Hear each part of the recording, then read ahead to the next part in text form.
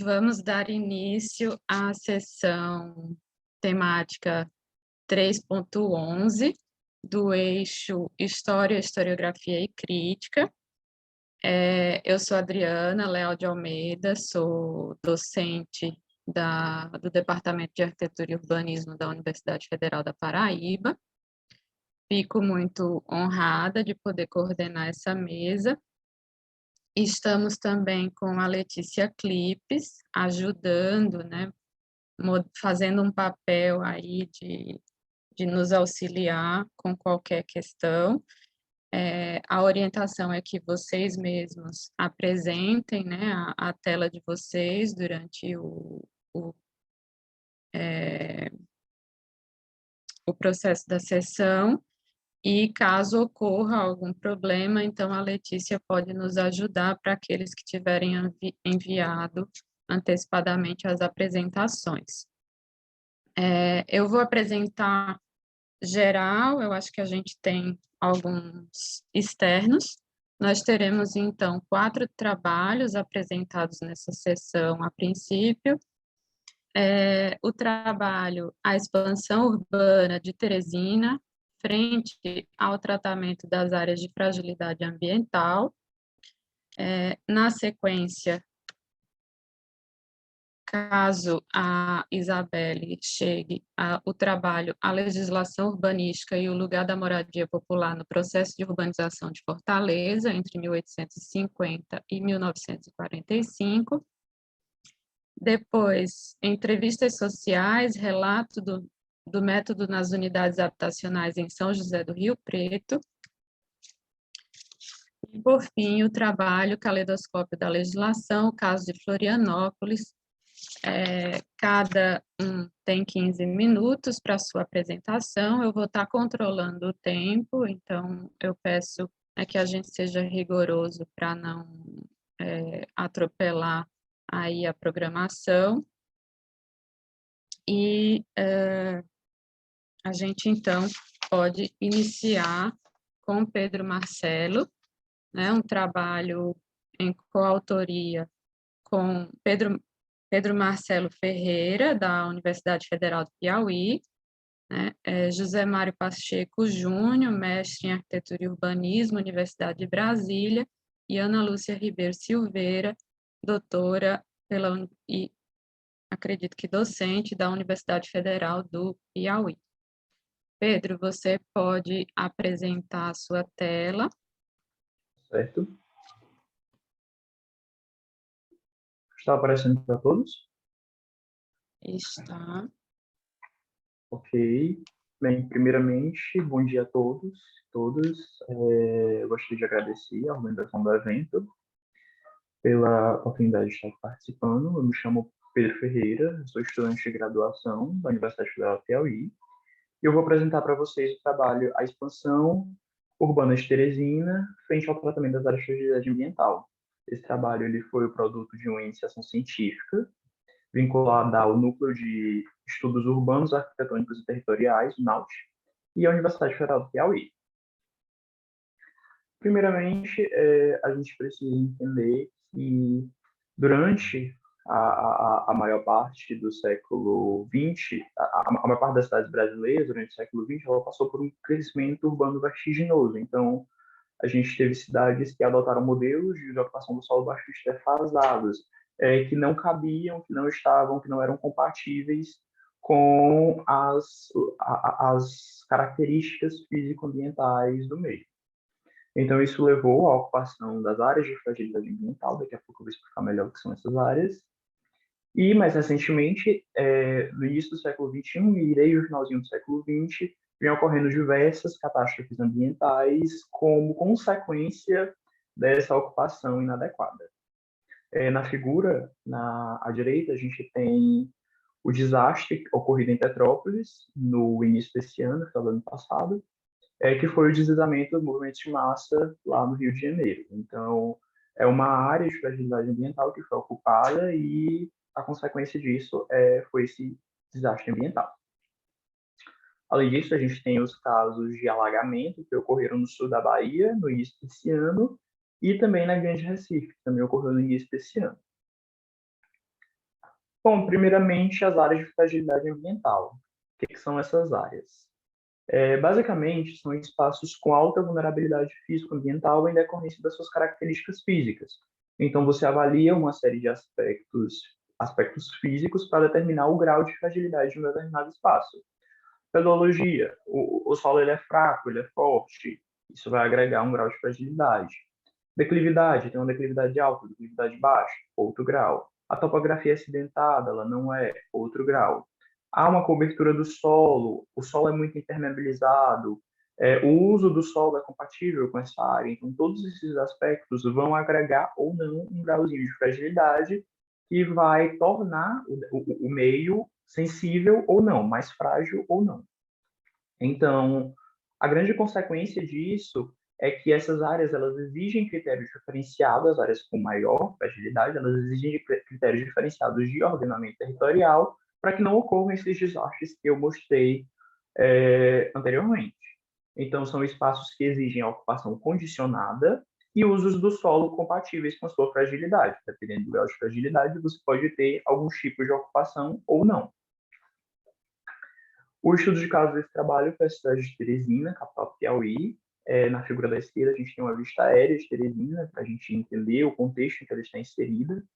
É uma cidade que ela possui um complexo sistema hidrológico. A cidade de Teresina está localizada entre dois rios, o rio Poti, que é em azul claro, e o rio Parnaíba, em azul escuro. Então, Teresina possui um sistema hidrológico bastante cheio de afluentes, de lagos, lagoas, bacias de detenção, então tudo isso vai compor a paisagem da cidade. Na figura da esquerda, a gente tem, na figura da direita, perdão, a gente tem um desastre ambiental ocorrido aqui em Teresina no começo desse ano, no período chuvoso, de fevereiro. Foi quando uma das principais avenidas da cidade simplesmente desabou, isso em decorrência da falta de preparo da cidade para lidar com o período chuvoso, né, com as águas pluviais, e a ocupação dessas áreas, porque a área dessa avenida, quando você vai olhar a historiografia, era um antigo riacho que corria pela cidade. Então, em relação à ocupação dessas áreas, esse trabalho ele vai passar a avaliar os períodos de tempo desde o surgimento da cidade até os dias atuais, na verdade até o início do século XXI, para observar como se deu a expansão da cidade sobre as áreas de fragilidade. No decorrer dos slides, eu vou apresentar esses mapas que vocês estão vendo à direita. Neles vão ter a demarcação das principais áreas da cidade e como a cidade ela vai expandir sobre essas áreas.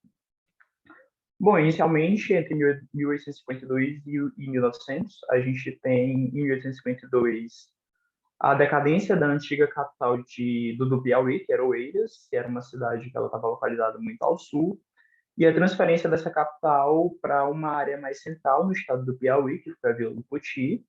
Mas a Vila do Poti estava localizada entre os rios Poti e Parnaíba, bem literalmente no encontro dos rios, então é uma área com bastante problemas de inundação.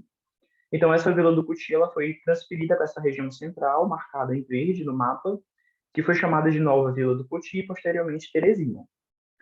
Teresina teve um desenho urbano inicial projetada com 100 quadras. Essas quadras você tinha a delimitação, elas todas tinham dimensões iguais, um traçado viário ortogonal bem demarcado, em que você tinha as áreas comerciais, as áreas residenciais, áreas institucionais e espaços livres. Então, foi um desenho urbano bastante funcionalista, bastante rígido. Mas esse desenho urbano ele não foi planejado adequado às características físicas da região. Então, ele não respeitou em nada as características topográficas e hidrográficas que existiam nesse espaço. No decorrer dos anos, a gente vai observar que Teresina não teve um crescimento muito expressivo. A partir do século XX, a cidade ela começa a ter uma tímida expansão atrelada ao comércio, ao extrativismo e principalmente à provisão de serviços. Teresina é a única capital brasileira que está localizada que não está localizada no litoral. Então, ela vai se tornar um ponto de serviço para cidades no interior do Nordeste. E isso ocasiona um pequeno crescimento urbano na cidade, que a gente vai observar que ele vai ser direcionado nos sentidos norte e sul. Porém, isso vai ocorrer ocupando essas áreas de fragilidade. Como eu disse, Teresina, ela tem um complexo sistema hidrológico. Então, O crescimento da cidade ele vai se estabelecer aterrando os lagos, aterrando lagoas, afluentes e urbanizando essas áreas.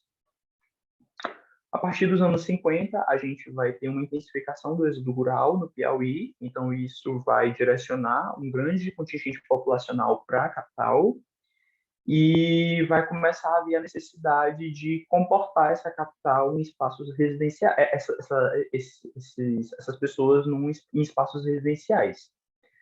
Durante esse período, o próprio poder público, tanto o Estado quanto o município, eles vão direcionar a população à ocupação das margens de rios.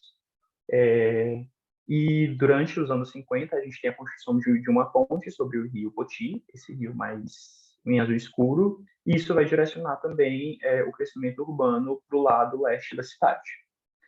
O sentido sul da cidade, a zona sul, ela vai ter o crescimento mais favorável, a gente vai observar que no decorrer dos anos vai ser a zona que mais vai crescer da cidade. Então, vai ser a área era a área que tinha o sítio mais adequado ao crescimento da cidade. E a zona norte, em contraposição, que é a mais próxima do encontro dos rios, ela vai ter diversos obstáculos nacionais, como lagoas, áreas de inundação, e ela vai inibir esse crescimento da cidade. Nos anos 60, nós temos a implantação de diversos órgãos pelo governo do estado que vão gerar emprego e vão intensificar o crescimento populacional no Piauí, mais uma vez. Em 64, a gente tem o início do regime militar, que vai criar o BNH e a Política Nacional de Habitação, e vão fazer com que diversos conjuntos habitacionais sejam o principal vetor de crescimento urbano da cidade de Teresina. Isso por meio da COAB, Companhia de Habitação do Piauí, que vai atuar construindo esses conjuntos habitacionais majoritariamente no sentido sul da cidade. Mais uma vez, eu tenho que ressaltar que isso vai ocorrer impermeabilizando pequenos corpos hídricos e ocupando as margens de rios. A partir da década de 70, nós temos o período do famoso milagre econômico. A política do BNH ela toma proporções nunca antes vistas. Então, os conjuntos habitacionais eles tomam proporções gigantescas, 7.000 unidades habitacionais, 8.000 unidades habitacionais. Então, a cidade ela cresce muito nesse período, é o período de maior crescimento urbano de Teresina. A zona sul da cidade ela vai ser vista como limitada, porque era a região com menores restrições físicas, apesar de ter o sistema hidrológico, mas era ainda a mais fácil de ocupar, pode-se dizer. Mas eles vão perceber que a cidade ela vai ter suas restrições, essa zona vai ter suas restrições, e o contingente populacional é direcionado para a zona leste da cidade, a área que está após o rio Puti. A zona norte ela vai começar a apresentar diversas ocupações irregulares, isso é um ponto muito importante, porque é a área mais barata da cidade, é a área que está mais sujeita a alagamento, a inundação, é a área com cotas mais baixas na cidade. Então, toda a população de baixa renda ela vai se direcionar para a ocupação irregular, para promover ocupações irregulares nessas áreas. Isso tem, obviamente, consequências negativas, tanto para essa população quanto para a cidade como um todo. E, por fim, durante esse período também a gente tem a construção pelo Estado de 3 grandes instituições em áreas de fragilidade. Então, mais uma vez, o poder público atuando como indutor da ocupação de áreas de fragilidade. A Universidade Federal do Piauí, que vai ser construída na margem do rio Poti, o Centro Administrativo da cidade, que vai ser construído na margem do rio Parnaíba, e o terminal rodoviário, que vai ser construído na região sudeste da cidade, também na margem do rio Poti. A partir da década de 80, durante a década de 80, a Coab ela inova, construindo conjuntos habitacionais verticais. Então, a gente tem aqui a verticalização iniciando na cidade, mas a gente vai ter um grande aumento do déficit habitacional durante esse período, porque vai haver inicia-se um período de grandes inundações em Teresina. Então, durante o ano de 1985, há uma grande inundação, principalmente em função do rio Parnaíba, e a zona norte da cidade ela é muito afetada. Então, o déficit habitacional ele explode durante esse período. A zona sul da cidade ela vai ter o processo de verticalização. A zona norte, apesar de ter passado por esse processo de fortes inundações, ela ainda assim vai receber conjuntos habitacionais, o que é, no mínimo, paradoxal por parte do poder público. E No decorrer desse processo, os poucos vazios urbanos existentes na cidade, que eram em decorrência de lagoas, de lagos, dos riachos, os poucos córregos que ainda restavam, vão ser aterrados e ocupados pela indução do mercado imobiliário. Durante os anos 90, a gente tem a crise econômica e o colapso da política habitacional do BNH. A margem dos rios ela passa a ser induzida como área nobre pelo mercado imobiliário, então são áreas com uma forte fragilidade ambiental, mas que a gente vai ver que vai ser tomada como área nobre e vai ser a área mais cara da cidade. E vai haver, mais uma vez, um aumento do déficit habitacional e expande o processo de periferização na cidade. Então, a população de baixa renda ela vai começar a se deslocar para a periferia, para as margens do perímetro urbano, majoritariamente áreas impróprias da urbanização por causa da grande declividade. Durante o ano de 1993, é preciso ressaltar que a prefeitura ela tenta publicar algumas leis para disciplinar o solo urbano, mas isso não tem efeitos significativos. Em relação à expansão urbana, a gente vê que o principal vetor do crescimento da cidade foram os conjuntos habitacionais, tiveram diversos fatores, mas os conjuntos habitacionais foram o principal, e que as consequências disso para as áreas de fragilidade foram diversos danos ecológicos e ambientais, as alterações nas condições e nos aspectos físico-ambientais, a ocupação de corpos hídricos, de lagoas, das áreas das encostas, das margens de rios e das áreas de várzea, o que traz sérios problemas na atualidade. E tudo isso tem impacto direto sobre os rios, que é a poluição, porque o esgoto doméstico era direcionado para os rios. Durante muito tempo isso ocorreu. Então, a gente conclui que em Teresina houve uma expansão urbana que esteve em contraponto com os aspectos físico-ambientais. Cada ator social da cidade teve sua participação durante esse processo, a iniciativa privada induzindo a ocupação de margens de rios, o Estado induzindo as áreas de fragilidade e a população ocupando as áreas impróprias. E que nós percebemos que as áreas de fragilidade, nesse processo histórico, elas atuaram como um elemento ambíguo. Elas funcionam como provedores de serviços ecossistêmicos, elas são importantes para a manutenção das cidades, mas ainda assim elas funcionaram como empecilhos da urbanização, ou a urbanização afetou as áreas de fragilidade ambiental de modo negativo. Foi esse trabalho, essas são as principais referências. Muito obrigado pela atenção de todos. Obrigada, Pedro. Certeiro no tempo, né? Obrigado. Nós vamos deixar as questões, né, o nosso debate para o final, então eu vou pedir que o professor José Cleuton Nascimento, só confirmando, a Isabelle, ela não está presente, não é isso? É isso, a Isabelle tinha uma viagem, deve estar no avião agora. Então, eu vou fazer a apresentação. Já vai ser agora? A gente teve uma pequena alteração na programação e o segundo trabalho ele já foi apresentado, e aí entrou um outro. Tá bom, então eu vou compartilhar aqui a minha tela, tá bom? Bom, José Cleuton é professor, né, do Departamento de Arquitetura e Urbanismo, vinculado ao UFRN, e apresenta o trabalho A Legislação Urbanística e o Lugar da Moradia Popular no Processo de Urbanização de Fortaleza, entre 1850 e 1945. Acho que você já esteve em outras sessões, então a gente tem 15 minutos. Se precisar, eu te aviso quando tiver um minuto. Bom, muito obrigado, Adriana. Já está aparecendo a minha... Já, sim. Deixa eu só marcar aqui o meu tempo para... Bom, então, bom dia a todos e todas. Essa apresentação ela diz respeito ao artigo que foi desenvolvido pela Isabelle e por mim. Eu sou orientador da Isabelle. É uma dissertação que está sendo desenvolvida aqui no PPGAU da UFRN, né, e trata-se da questão da moradia popular no processo de urbanização de Fortaleza. E aqui, especificamente, né, é um recorte da pesquisa dela, que está em andamento, né, que procura discutir essa questão dessa relação entre a legislação urbanística e o lugar da moradia popular nesse processo de urbanização, nesse recorte de tempo aí, né, 1850 1945.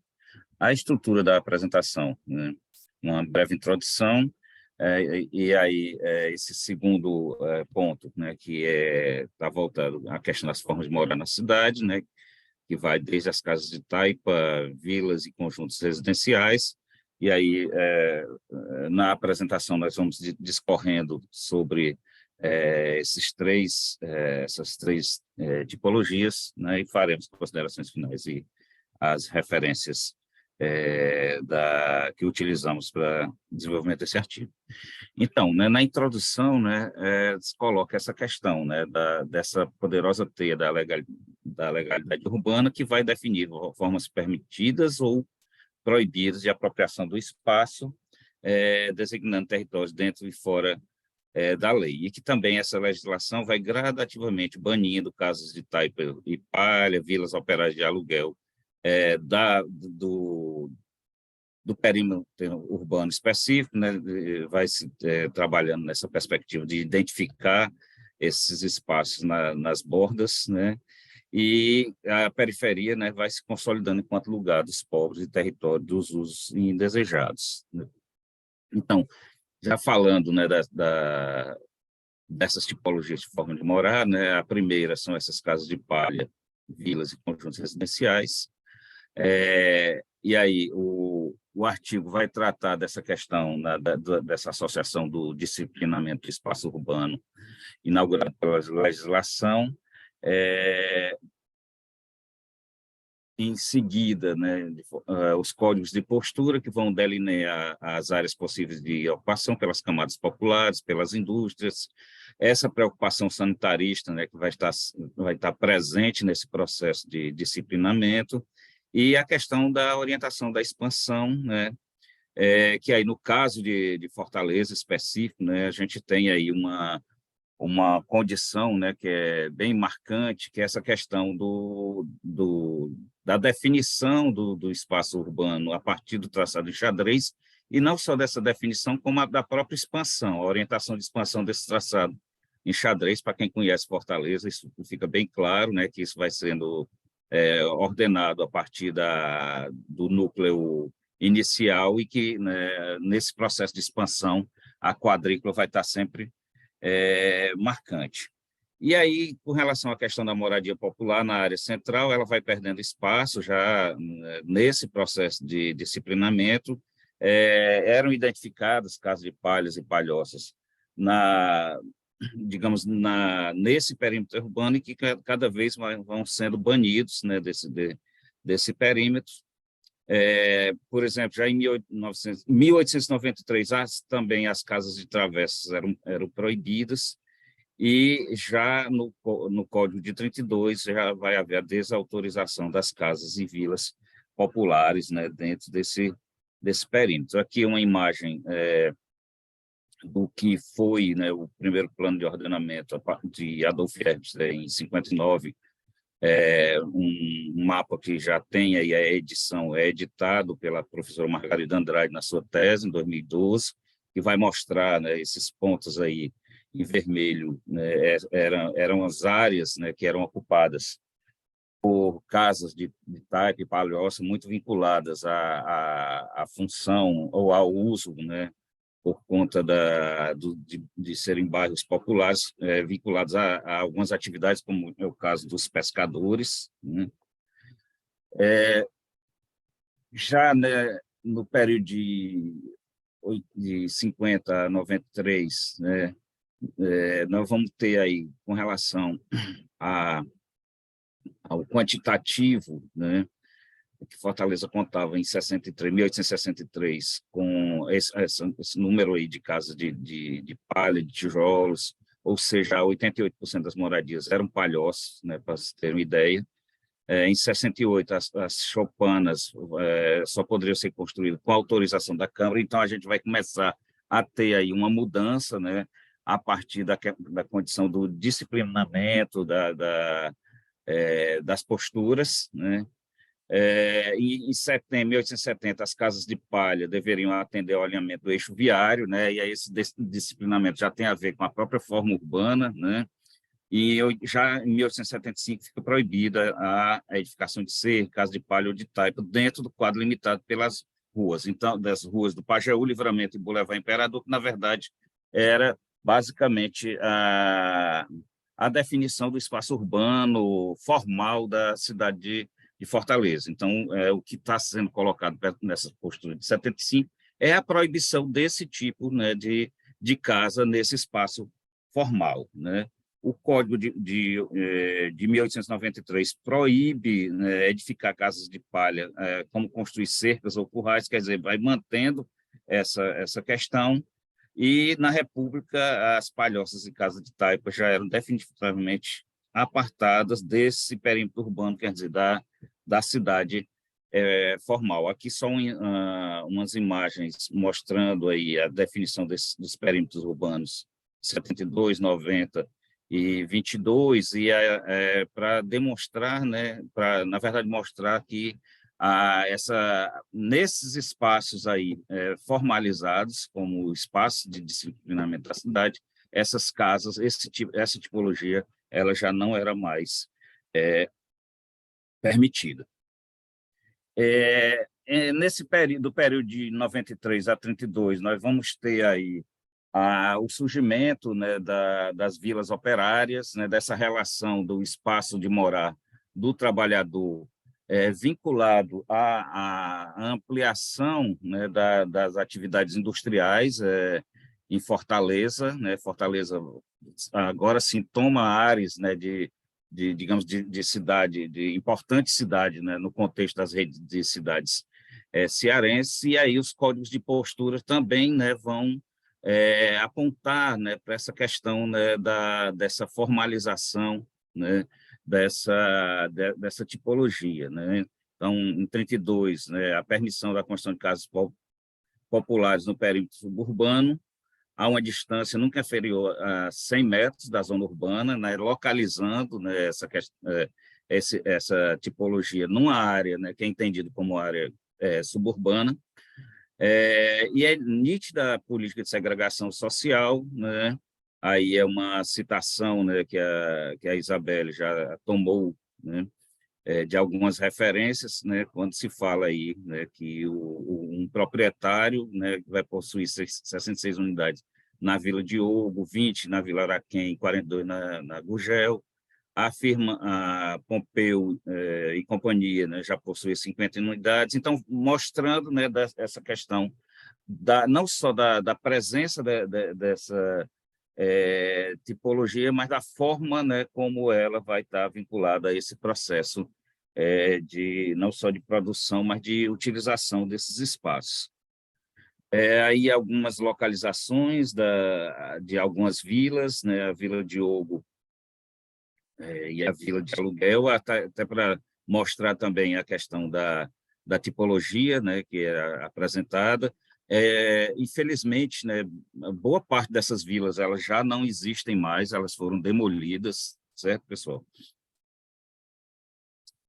E aí nós vamos já para o último grupo, que é o dos residenciais dos IAPs, né, que aí nós vamos ter aí uma outra relação, uma vinculação com essa questão do financiamento habitacional vinculado a categorias profissionais, principalmente aos industriários e comerciários, e isso tem a ver também com a expansão, né, desse tipo de atividade em Fortaleza, e a necessidade, né, de se resolver questões relacionadas à demanda habitacional, né? Então, nós vamos ter aí a atuação dos IAPs, a princípio com a aquisição de vilas operárias, depois essa relação, né, entre política habitacional e a promoção por instituições estatais, e aí vai surgir, né, a questão da tipologia dos edifícios de apartamentos, e que alguns bairros, né, vão receber essa tipologia, e aí já são bairros que não estão somente vinculados também ao espaço, digamos, popular, propriamente dito, mas bairros como Aldeota e Varjota, que são bairros hoje tradicionalmente de classe média alta, né, vão receber também alguns projetos, né?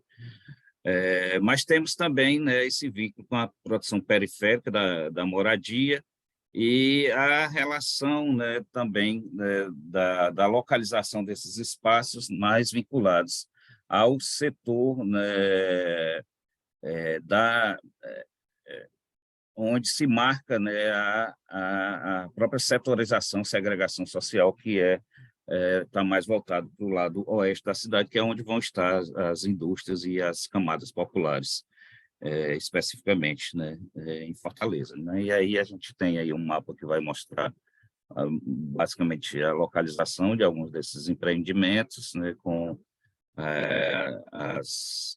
os grupos, né, que estão vinculados. Também na pesquisa da Isabelle, ela vai estar conseguindo encontrar aí uma série de informações, de notícias acerca, né, da inauguração, né, desses empreendimentos, né? Então, ela está fazendo uma pesquisa assim, bastante acurada sobre esse tipo de informação, que é interessante, né, para mostrar como isso, né, está sendo publicizado, né, e está sendo divulgado para a sociedade, né? E aí, no final, nós vamos ter já, na verdade, já saindo um pouco desse período, mas em decorrência, né, dessa nova política, né, a, a, a instalação, né, e a criação desta tipologia, né, que são os prédios e apartamentos que, na verdade, vão estar aí decorrendo já próximo dos anos 60 e que vão estar localizados bem na região periférica mesmo de Fortaleza, né? Esse tipo de produção, assim também com a produção habitacional, que vai ser muito recorrente aí nos anos 70. Então, como considerações finais, né, se considera a questão do que o artigo vai possibilitar a explorar nessa temática fundamental para a compreensão das origens da segregação socioespacial em Fortaleza, né? E esse entendimento que a legislação urbanística e sanitária, né, do século XIX e XX vai marcar e moldar a organização desse espaço urbano, definindo o local de moradia dos trabalhadores urbanos. É uma pesquisa que está em andamento, certo? Foi concluído atualmente todo esse processo de mapeamento, né? E está se agora qualificando esse material que foi coletado, né? E esperamos que nos próximos encontros a gente possa já mostrar já uma fase mais recente aí dessa pesquisa. É isso, muito obrigado. E aqui estão as referências, né, que foram utilizadas para o desenvolvimento desse artigo. Muito obrigado. Obrigada, José Cleuton. Também, super dentro do tempo, eu vou convidar, então, a Verônica. Estamos também com o professor Miguel Guzar, para apresentar o trabalho Entrevistas Sociais, relato do método nas unidades habitacionais em São José do Rio Preto, São Paulo. Quero agradecer ao ENAPARC por estar aqui apresentando esse artigo, Entrevistas Sociais. Vai ser um relato do método da minha pesquisa de doutorado em unidades habitacionais em São José do Rio Preto. Eu sou professora lá no Instituto Federal, do campus de Presidente Epitácio, e sou doutoranda no IAUSP. O meu orientador é o Miguel Guzar, que está aqui presente, e o professor Eduardo Manzini, da Unesp, também participou, né, da elaboração desse artigo. Eu vou trazer rapidamente aqui o tema principal da minha pesquisa, só para contextualizar, né, esse relato da metodologia, que ele trata da questão da ampliação na habitação de interesse social. O objetivo, então, é analisar a questão da ampliação na habitação de interesse social no programa Minha Casa Minha Vida na cidade de São José do Rio Preto, identificando os procedimentos de ampliação quanto à direção e o sentido dos... Verônica, só um Oi? minuto. Não está em tela cheia para a gente. Ah, não? Deixa só eu descompartilhar, então, aqui, tentar novamente. Verônica, se não der certo o modo tradicional, clica nesse livrinho que tem aí embaixo da... Tem no canto direito. Aí, Foi? joia. Uhum. Muito obrigada. Nada. Então, aqui eu vou estar falando do meu objetivo. Ixi, mas ele não está indo aqui pelo livrinho, mudando. Pelo Tá bom. teclado não está dando certo, não? Opa, foi. Deixa eu ver. Foi. Então, voltando ao objetivo, analisar a questão da ampliação nas unidades habitacionais do programa Minha Casa Minha Vida em São José do Rio Preto, identificar esses procedimentos de ampliação quanto à direção e sentido dos cômodos, e verificar as reais possibilidades de ampliação, né, dessas famílias e como elas se apropriam da habitação social para atender às exigências do cotidiano. Para isso, eu selecionei estudos de casos da faixa 1 e faixa 2 do programa Minha Casa Minha Vida. Então, essa questão da ampliação, ela traz como um problema que geralmente é negligenciado pela maioria dos empreendedores habitacionais, porque as casas elas são entregues em dimensões reduzidas e não oferecem opções reais assim de ampliação. E isso torna-se dificultado pelo baixo potencial de recursos, né, da classe trabalhadora, que mesmo vencendo essas barreiras sociais e econômicas da ampliação da casa, a casa geralmente ela é ineficiente devido à falta de assessoria técnica, o que vai resultar em cômodos que não respeitam o Código de Obras do Estado ou do município e, às vezes, deixa a casa numa situação piorável. Essa questão da ampliação também é uma questão de alta mutabilidade, então eu tenho essas 3 casinhas aqui que eu tirei a foto no início da minha pesquisa em 2019. Em 2020, essa casa do lado esquerdo, ela inicia a construção do muro aqui da frente para delimitar o lote, a casa do meio continua intacta, e essa outra casa do lado direito, ela inicia uma varanda, uma possível garagem aqui.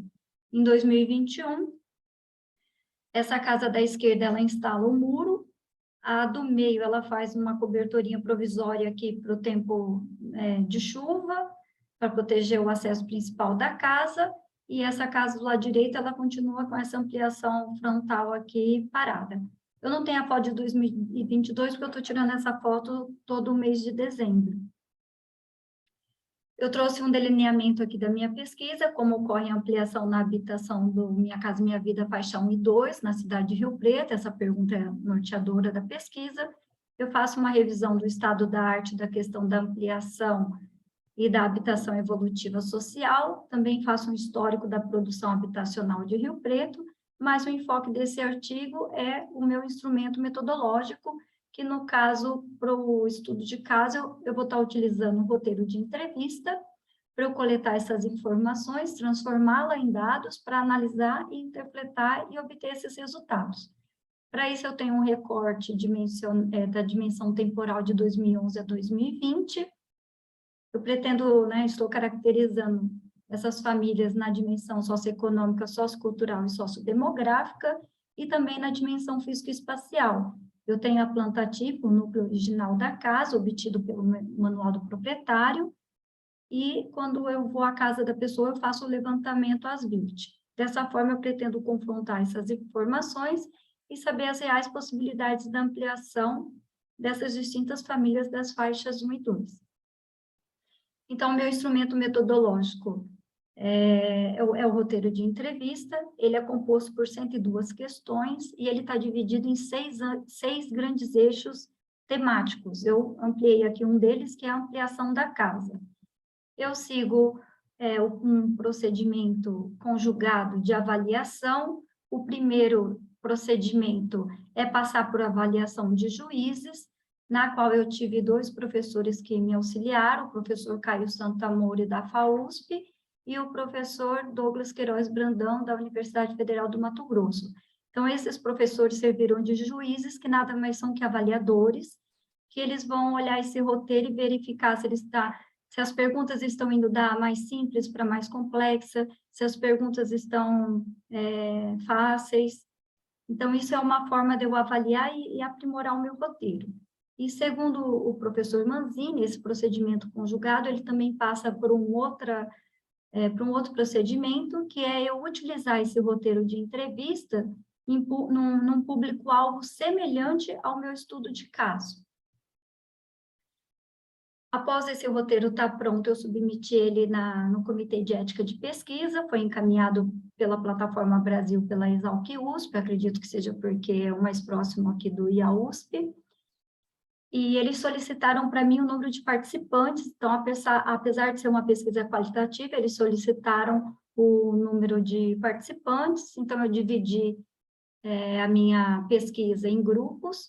Esse grupo piloto é um grupo de entrevistas exploratórias, onde eu vou entrevistar os moradores de empreendimentos habitacionais, que é o que eu apresento aqui nesse artigo. Uma amostra mínima de 2, que eu sigo o Manzini 2020, no máximo 3, devido a 3 categorizações de unidades, depois eu vou estar apresentando para vocês. Os meus estudos de caso, o faixa 1, Residencial Lealdade e Amizade, o faixa 2, Vida Nova Fraternidade. Agentes urbanos eu não estou trabalhando aqui neste artigo. As categorias de casa, essa categorização foi após visitas em loco nos empreendimentos habitacionais. Então, eu tenho a casa de núcleo original, aquela casa que ela não foi alterada, o máximo que ela tem é a delimitação de muro ou a inserção de algum portão e algum gradil.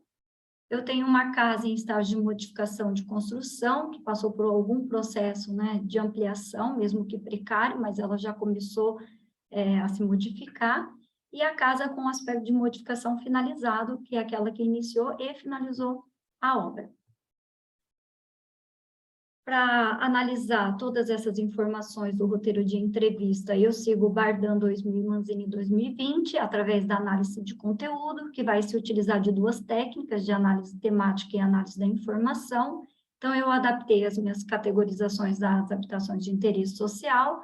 No caso aqui, eu tenho 4, porque, apesar de eu ter colocado mínimo 2 e o máximo 3, eu tive a 4ª, devido um morador querer muito que eu fizesse a entrevista com ele, então, quanto mais, melhor, porque é uma forma, o roteiro de entrevista, essas entrevistas pilotos me permitem me familiarizar com o roteiro, aprimorá-lo também, porque se alguma pergunta ela é feita e a pessoa não compreende, então eu vou melhorando essa pergunta. E aqui, como que eu construo esse quadro? Eu coloco eixos temáticos, que são os 6 eixos temáticos do meu roteiro de entrevista, que eu destaquei a ampliação da casa. Eu trago nessa segunda coluna os subtemas. Esses subtemas são vocábulos utilizados por mim e pelos participantes, de modo que eu utilizo as palavras-chave, né, das perguntas e das respostas, para intitular, e as falas de cada participante relacionado a essa temática. Eu não sigo a cronologia da entrevista, e sim, a todo instante que é tocado o assunto de material da ampliação, esse conteúdo é inserido dentro de cada coluna. As entrevistas piloto, então, foram realizadas 4 entrevistas. A primeira foi no modo virtual devido à pandemia. A duração da entrevista, elas tiveram um tempo satisfatório. Eu iniciei fazendo na Coab Bauru, mas quando eu utilizei o meu roteiro na Coab Bauru, eu já percebi que para eu atender a minha pergunta investigativa, eu deveria para o meu público, para o meu universo de pesquisa, que era o programa Minha Casa Minha Vida. E isso foi bem interessante, porque eu já, assim, quando você trabalha com roteiro de entrevista, você tem que ver se ele está atendendo a sua pergunta investigativa. Então, nesse sentido, foi interessante entrevistar inicialmente um empreendimento de 1985 e depois para partir aqui para a década de 2000.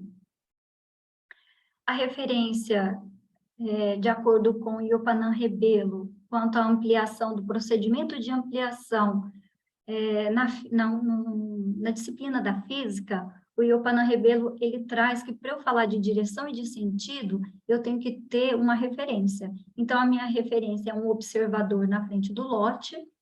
Então, nesse caso aqui, de uma habitação embrião, quando ela amplia aqui nessa direção, eu tenho uma ampliação na direção horizontal, e aqui eu tenho uma ampliação conjugada, né, horizontal e vertical. Já quanto ao sentido, eu também tenho a referência do meu observador de frente ao lote. De acordo com o Iopanã Rebelo, o sentido ele pode ser para cima, para baixo, esquerda ou direita. Então, aqui eu fiz uma analogia da ampliação para cima sem ampliação de fundo, ampliação para baixo sem ampliação frontal, esquerda, ampliação lateral esquerda, e direita, ampliação da lateral direita. Ao fazer essa entrevista da Coab Bauru, como eu disse, ela foi importante e interessante, porque quando eu olho a planta da Coab Bauru e comparo com a do programa Minha Casa Minha Vida, nesse intervalo de produção de mais de 30 anos, observa-se que o programa da casa continua o mesmo. Então, isso, a gente observa uma ausência de melhoramentos por parte dos empreendedores imobiliários, porque confirmando, assim, esse problema do negligenciamento, né? Porque o programa é voltado para o mercado e não para o usuário, o que complica essa questão da ampliação dessa classe trabalhadora, que às vezes passa uma vida toda e não consegue realizar a ampliação da casa. Aqui eu trago algumas referências, utilizadas neste artigo e na tese, e eu quero agradecer ao IAUSP, ao professor da Unesp, Eduardo Manzini, ao meu orientador aqui presente, o Miguel Buzar, e ao Instituto Federal, que me concedeu o afastamento para eu estar desenvolvendo essa pesquisa. Obrigada.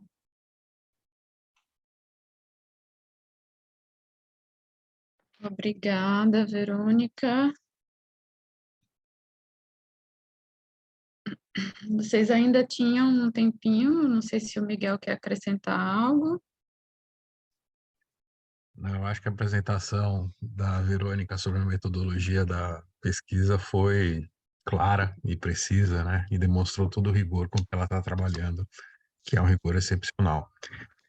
Infelizmente, eu vou me desculpar, mas eu tenho uma questão jurídica que eu preciso resolver na sequência, eu vou ter que me ausentar, não vou poder ficar para o debate, mas parabéns a todos e muito obrigado.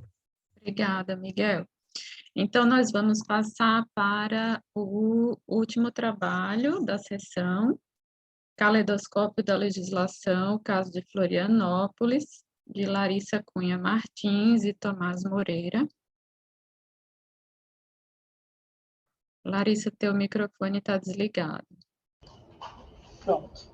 Obrigada por avisar. Bom dia a todos, eu sou Larissa, vou apresentar o trabalho, vou começar aqui compartilhando a tela, espero que dê tudo certo.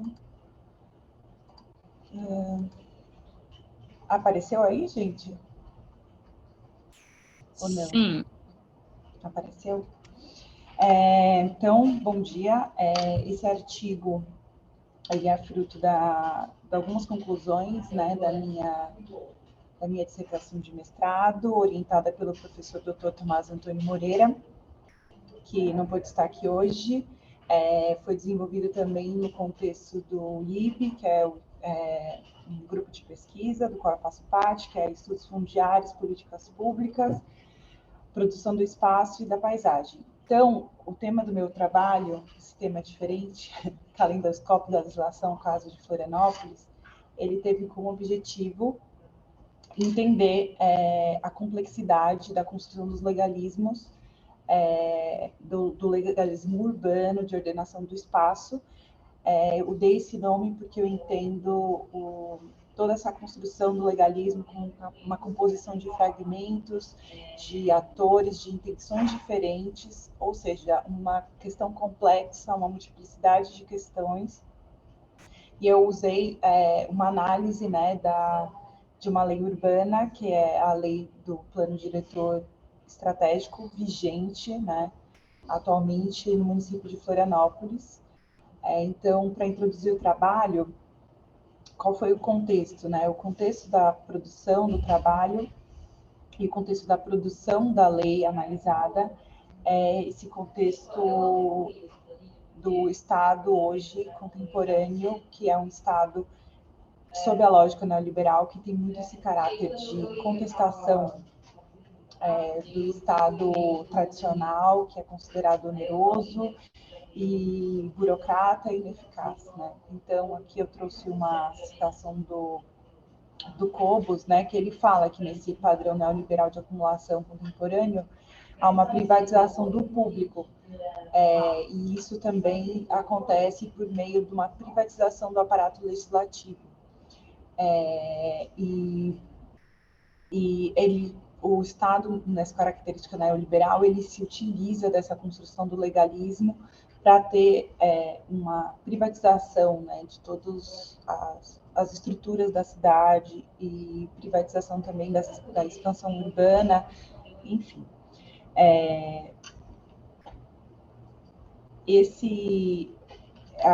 A minha análise da lei do Plano Diretor de Florianópolis, eu vou falar um pouquinho do contexto da lei que eu acho importante. O Plano Diretor de Florianópolis, o estratégico, que é o vigente, ele passou por um processo grande de judicialização. Foram 10 anos de idas e vindas, de embargo do Plano Diretor, uma vez que o Plano Diretor ele não cumpriu as determinações do Estatuto da Cidade de que houvesse uma participação popular em todo o processo do plano. Isso é importante dizer porque, né, na minha dissertação, obviamente, isso está mais ampliado, mas teve toda essa questão judicial, enfim, de embargo do plano e de idas e vindas, e uma vez que foi finalizado, né, foi aprovado pelo Supremo Tribunal de Justiça que o plano diretor que foi judicializado, ele entrasse na vigência, justamente por ter tido todo esse problema, toda essa questão da judicialização, o plano começou uma revisão, né? Mas essa revisão ainda não foi finalizada. Então, o meu tema de pesquisa foi a análise do plano que está vigente.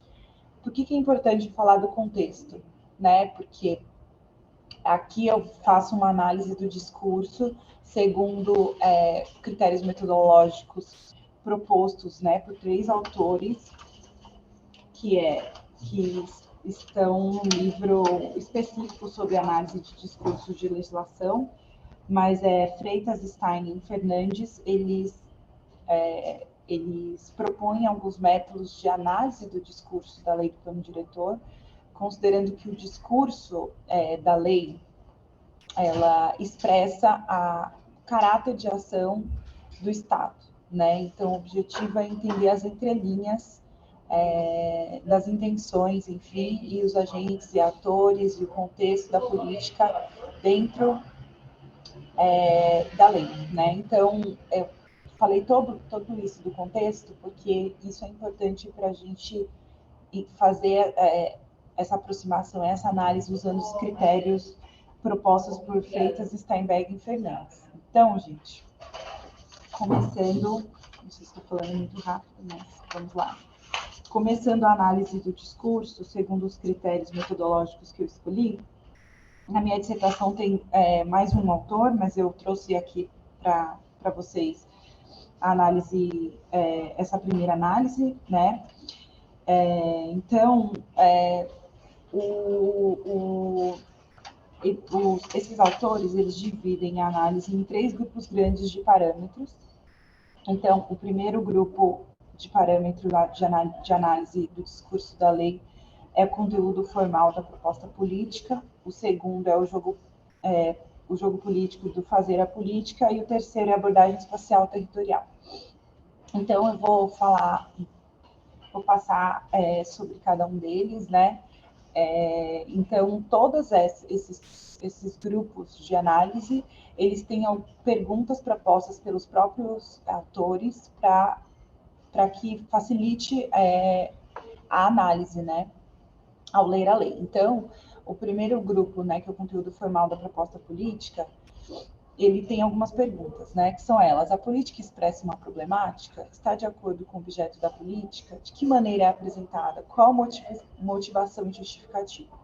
Então, a partir dessas perguntas, foi feita a análise da lei, né, da lei seca, da lei, e do texto da lei, enfim, para chegar a algumas determinadas conclusões. Então, vou falar aqui rápido que, quanto à questão se a política expressa uma problemática, no que diz respeito à Lei 482 do Plano Diretor Estratégico de Florianópolis, não há uma exposição clara dos motivos, né? Claro que a gente sabe, pela análise do contexto, que foi necessário fazer um novo plano diretor para cumprir a atualização da normativa, né, pelo Estatuto da Cidade, mas não há uma exposição clara dos motivos, assim.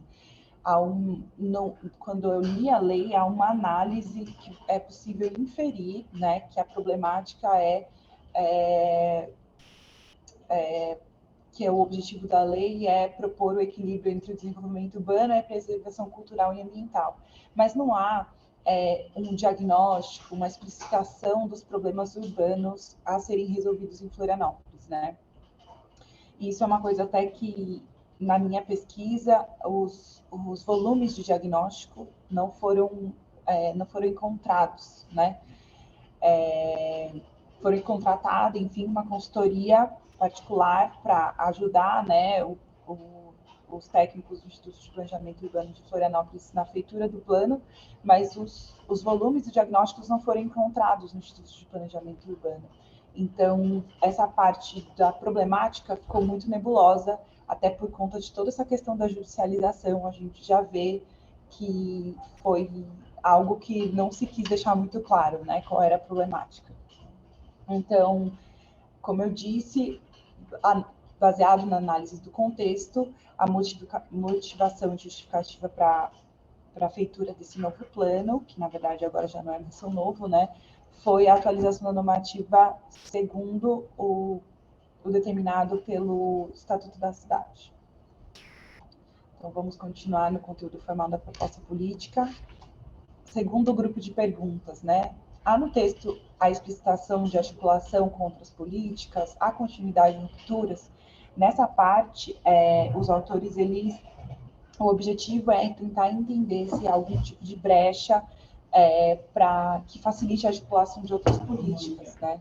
Então, no caso do Plano Diretor de Florianópolis, há uma citação clara de algumas leis, né, da articulação de algumas leis que é Lei de Diretrizes Orçamentárias, Lei Orçamentária Anual, Plano Plurianual, Planos Nacionais e Estaduais de Ordenação do Território. Então, tem várias citações de políticas públicas municipais específicas, como saneamento, habitação, mobilidade, e também algumas leis de caráter federal, que são aquelas que regulamentam sobre as áreas de preservação permanente e as áreas de marinha, que são áreas bem extensas, no caso do município de Florianópolis, que é uma ilha, né? Então, há também uma ruptura clara no texto, né, que fala sobre a revogação dos planos diretores dos balneários e o plano diretor do distrito sede. Então, em Florianópolis, durante muitos anos, 2 planos diretores eles vigoravam ao mesmo tempo, né, que é o plano diretor dos balneários, que são das áreas de balneário, e o plano diretor do distrito sede, que é o distrito do centro, né? E então eram 2 planos que corriam paralelos. Então, com a construção de um plano diretor para a ilha inteira, foi revogado esses 2 planos anteriores. Então, essas são as articulações contra as políticas e as rupturas. Continuando, né? Há uma apresentação clara dos objetivos, estratégias e diretrizes? Tem uma relação direta com a problemática? Expressam os tipos de compromisso a serem assumidos? Então, essa parte, né, dos objetivos, estratégias e diretrizes, ela é explicitada de forma bem clara, né, que fala, inclusive tem essa palavra objetivo na lei, né, o que facilitou, mas o objetivo é a sustentabilidade, é a construção de ordenamento territorial que tenha o pleno desenvolvimento das funções sociais, econômicas e ambientais da cidade. Então, essa parte a lei contempla, né? As estratégias e diretrizes têm relação direta com a problemática, então são descritas várias... Desculpa, a gente ficou para baixo.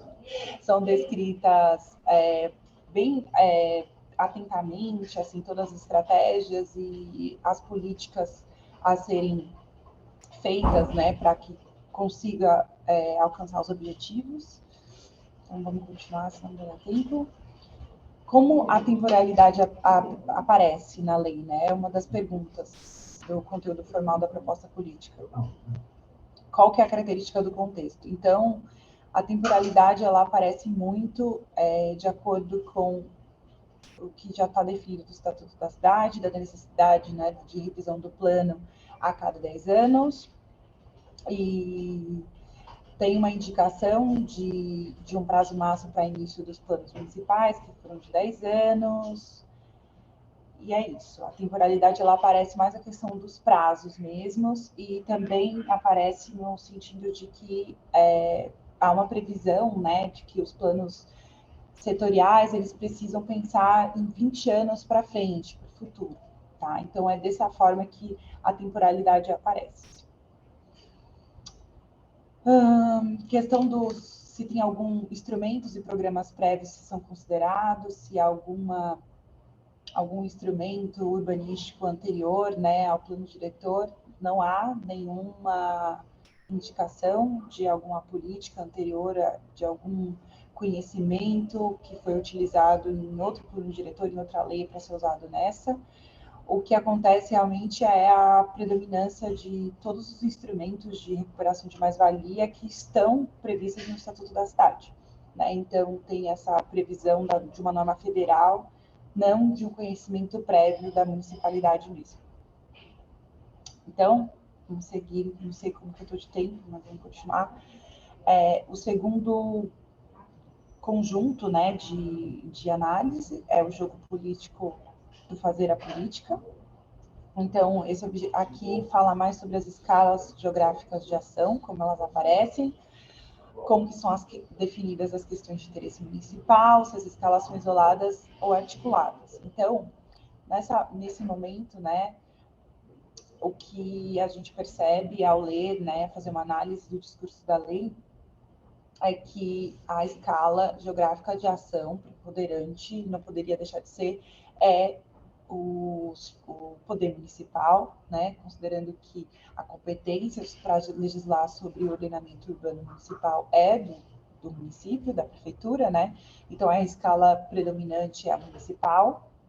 As outras escalas de intervenção, elas aparecem, como eu já falei anteriormente, quando se refere às áreas de preservação permanente, né, considerando que Florianópolis é o município que mais tem Larissa, vegetação. a gente está chegando ao tempo final. Eu pediria que você tentasse, né, finalizar em 1 minuto. Tá bom. Então, vou passar um pouquinho mais para frente. Que as outras coisas sobre articulação é isso, né? Então, as áreas federais e estaduais, elas aparecem, as estaduais no sentido sobre a região metropolitana e as federais nas áreas de preservação permanente. Então, sobre os conflitos de interesse, vou passar rapidinho. Os conflitos de interesse aparecem de forma muito difusa, mas é só para falando, né, nos momentos que fala que o limite da ocupação é 1, para disciplinar a ocupação privada, enfim. Sobre a abordagem espacial e territorial, vou falar aqui rapidinho também. que o objetivo é entender se tem alguma brecha para uma nova abordagem espacial territorial ou se a lei ela falava só do espaço como receptáculo. E nesse caso, sim, aparece uma brecha para uma nova abordagem espacial territorial, que na lei aparece muito como o território, como um espaço social, que ele foi construído ao longo do tempo com técnicas diferentes, né? Então, há uma abordagem inovadora do espaço, não só funcionalista, mas eu percebi também, analisando, que, apesar disso estar descrito na lei, não teve uma operacionalização, né? Ficou muito mais pautado na questão do zoneamento e dos usos, do que na questão de discutir de alguma forma a questão da desigualdade social, enfim, no espaço, por exemplo, tá? Então, vou resumir rapidinho aqui as considerações finais, né? A lei, né, 482, Plano Diretor Estratégico, ela não expôs claramente a problemática a ser resolvida, né, e nem expôs o diagnóstico e a realidade urbana a ser superada, qual foi o problema urbano, tá? Objetivo, estratégias e diretrizes, elas são claras, mas elas são mais descritivas do que operativas. Todas elas precisam de uma regulamentação posterior, né? Não há uma indicação clara na lei de como componente social ele foi considerado, como, por exemplo, a desigualdade de renda, por exemplo, entre os territórios do município, ou entre o município de Florianópolis e os outros da região metropolitana, enfim.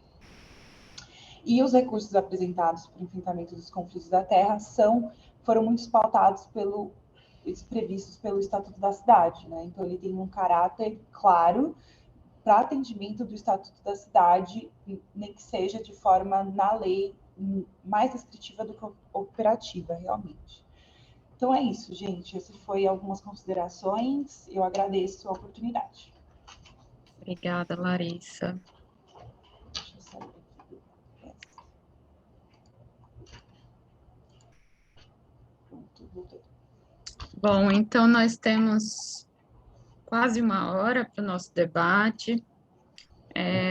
Eu pediria, acho que a gente tem alguns participantes, além dos apresentadores, né, que se quiserem depois podem abrir o microfone ou também podem escrever as questões no chat.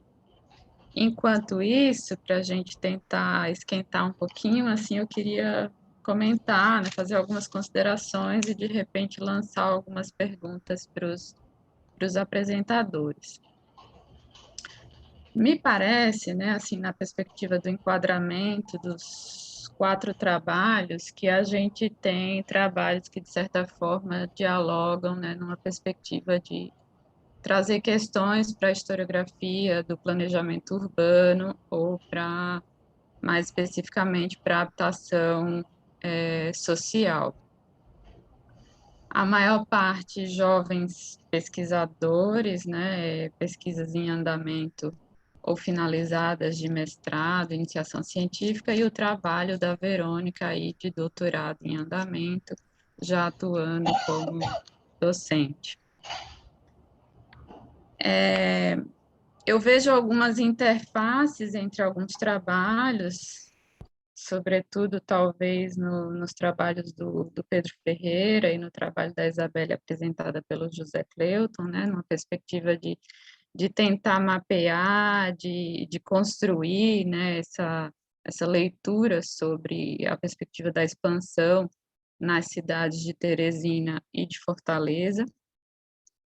Especificamente sobre o trabalho de Pedro,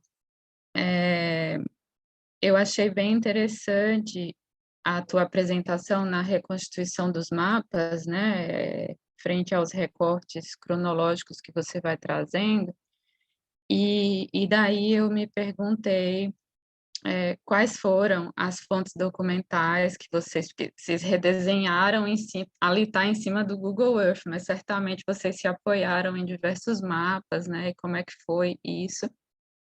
E eu deixaria algumas questões também que me vieram, né?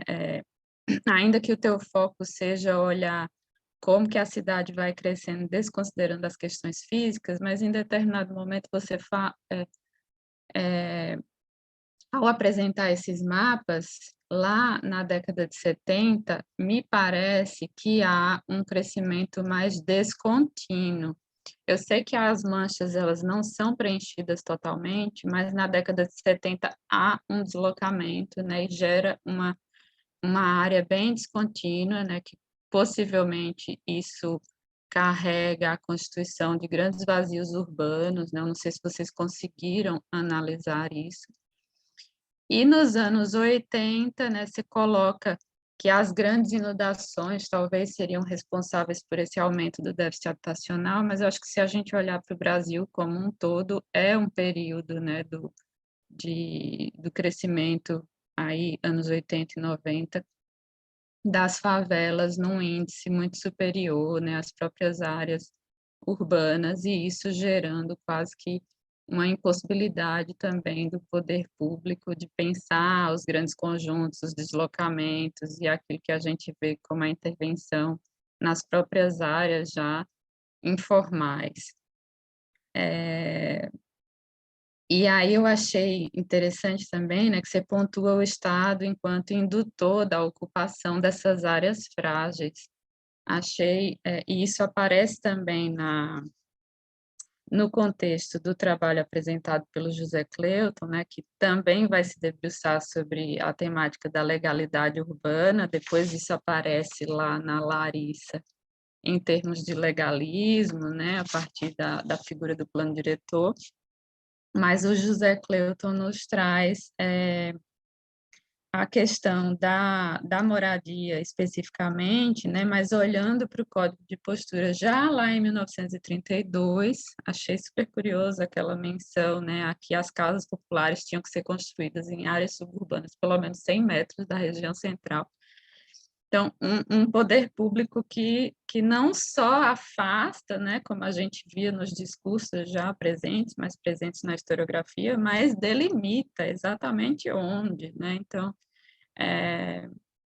eu acho que são trabalhos que têm muito a contribuir nessa perspectiva da gente ampliar o olhar sobre a historiografia, né, do planejamento nesse sentido.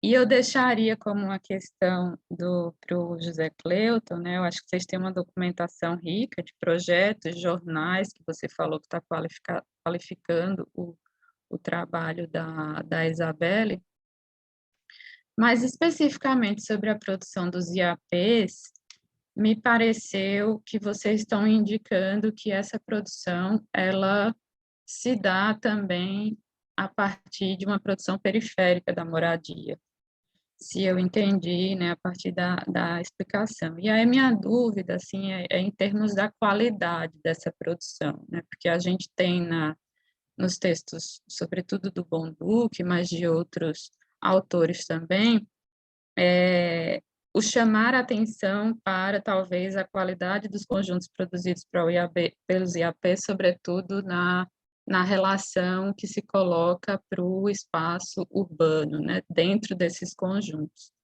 E aí eu fiquei curiosa de saber se em Fortaleza esses conjuntos eles seguem essa lógica, ou se vocês destacam algumas especificidades a partir do que vocês estão pesquisando. Verônica e Larissa, né, eu acho que tem uma questão que salta aos olhos, que é a preocupação com o método a ser utilizado na pesquisa. Me parece que tua pesquisa, Verônica, ela se alinha a outras, talvez no âmbito do Arquitec, né, que tem trabalhado com o programa Minha Casa Minha Vida e com essa perspectiva da ampliação dessas casas. Eu fiquei, a partir do resumo, né, que eu ainda não tive acesso ao trabalho como um todo, qual era a questão central das entrevistas. E aí me chamou muita atenção na tua apresentação a velocidade dessas transformações, porque o doutorado a gente acha que não vai captar, né, mas ano a ano, de 2019 para cá, você já tem um mapeamento de como isso vai se colocando para essas faixas. Eu acho que é muito importante, né, inclusive para a gente ter, eu acho que o teu trabalho vai trazer essa perspectiva de nos apresentar um método de entrevista, claro, né, eu acho que o teu artigo tem esse foco de contribuir para como a gente deve trabalhar com o termo de consentimento, com comitê de ética, enfim, espero que no artigo completo eu possa ter mais informações, ou você pode mencionar aqui para a gente, mas eu fiquei em dúvida em termos de amostragem. Tinham algumas tabelas e tinham vários, eu queria só que você comentasse, talvez, né, os números, e se a gente teria uma amostragem mínima em termos de método para lidar com entrevistas, para, de fato, a gente ter uma visão do todo, né? Porque em algumas tabelas eu fiquei pensando, não, são só 3 moradores, né? Se você puder falar do quantitativo dessa amostragem da pesquisa. E aí eu fiquei curiosa das ampliações, né? Mas eu sei que não era o foco do artigo. O foco do artigo é justamente o método que você usa para as entrevistas. E Larissa, que se debruça especificamente sobre uma lei 482 de Florianópolis, ela é de quando, Larissa? Assim, eu fiquei...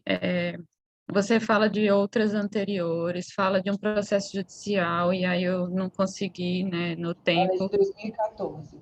2014, então a gente já deveria ter uma revisão, possivelmente em andamento. E aí, de novo, você vai tentando mapear, né, a ação do poder público frente a isso, né, utiliza alguns autores para indicar uma preocupação com o método, né, o método da análise do discurso, como você coloca, e aponta algumas dificuldades, entre as quais a de mapear os conflitos de interesse na redação, né? Eu acho que o que é mais difícil é a gente entender o que está por trás do texto. Alguns desses textos, inclusive, eles vêm de consultorias ou muito textos semelhantes entre os planos diretores, mas eu não sei se você teve, ao longo da sua dissertação, acesso ao processo, né, das decisões que foram tomadas até a publicação da lei, né, as instâncias das reuniões, porque eu acho que esses documentos eles seriam importantes para mapear esses conflitos, né, que não vão aparecer tão diretamente na legislação. Depois, se você puder comentar um pouquinho a respeito, aí eu deixo para que vocês também falem e perguntem uns aos outros.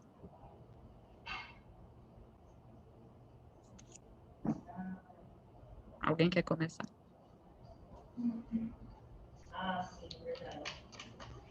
Eu posso começar. O meu trabalho foi uma análise do discurso da lei vigente, que é de 2014, que inclusive foi a lei que foi judicializada, né? E após essa judicialização, mesmo com a determinação do Supremo Tribunal de Justiça, que a lei de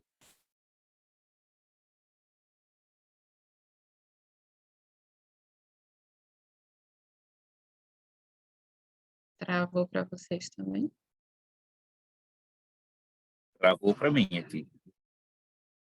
Voltou, Larissa? Mas a gente não está te escutando.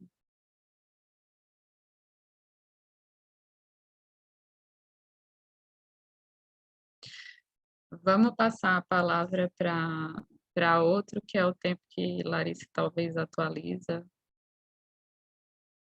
Bom, eu posso tentar responder, Adriana. Então, posso falar? Então, Adriana, obrigado aí pela pergunta. Uma coisa que ainda está meio dificultando esse processo e o andamento da pesquisa da Isabelle é as documentações nas fontes primárias, principalmente nas instituições, né? Então, tem muita coisa no INSS aqui, para você ter uma ideia. Aqui não, né? Em Fortaleza, que ela não está tendo ainda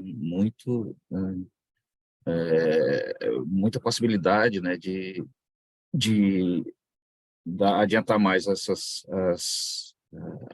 pesquisa, né? Ela coletou muito material nos jornais, revistas, e tem uma coisa muito interessante, que é essa questão da questão da divulgação, né? Como é que isso está acontecendo, como é que isso está chegando na população.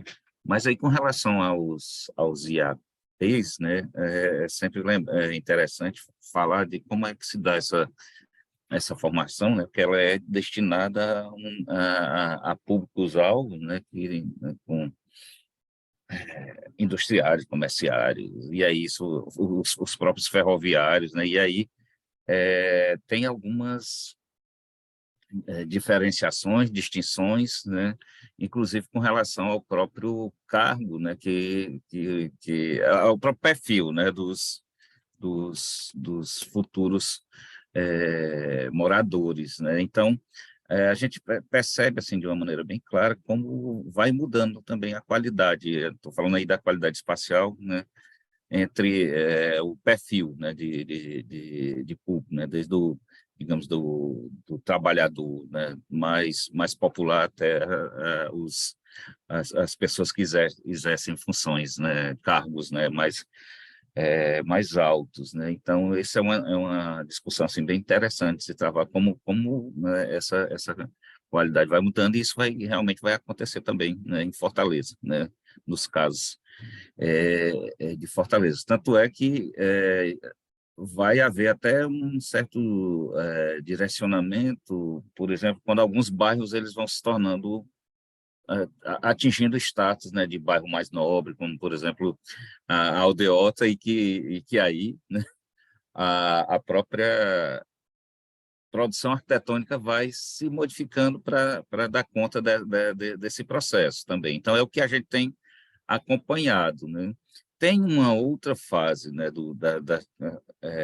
dos IAPs, que é aquela já dos anos 70, né, que tem a ver aí com já a produção mais voltada para uma relação com a arquitetura modernista, né? São os prédios agora verticalizados, e esses, né, vão estar diretamente ligados também, né, com relação à questão da localização e do perfil, com o próprio processo de metropolização da cidade de Fortaleza, nos anos 70, né, a região metropolitana vai ser criada em 1973, se não me engano, e aí vai ser instituído, né, esse cinturão, essa definição desse contorno do que vem a ser o perímetro urbano e a área metropolitana, e esses conjuntos residenciais eles vão se localizar basicamente nessas periferias, né? E aí não só os conjuntos habitacionais de casa propriamente dito, mas também os conjuntos verticais, digamos assim, né? E aí eles seguem aquele mesmo processo, né, do desenho do edifício, né, dos blocos em fita, né, e que esses ainda estão bem presentes na cidade, né, enquanto manifestação física desse processo, né? Então, o que eu posso te dizer assim é isso, né? O que não sei se responder a tua pergunta, mas é basicamente isso que eu tenho a informar sobre o que você me perguntou. Sim, eu acho que tem essa diferença, né, entre as categorias, mesmo entre IAPs, né? Se a gente for olhar o IAPI, ele, né, parece que os recursos eram bem mais amplos do que outros institutos. Exatamente. Os ferroviários, por exemplo, né, já é um outro tipo, um outro perfil, assim, e que está também muito presente, né, lá em Fortaleza, né? Já está mais Minha voltado. curiosidade é mais assim em relação a relação entre áreas livres e áreas edificadas, entre a inserção de equipamentos comunitários, né? Porque isso a gente vai vendo que vai se perdendo.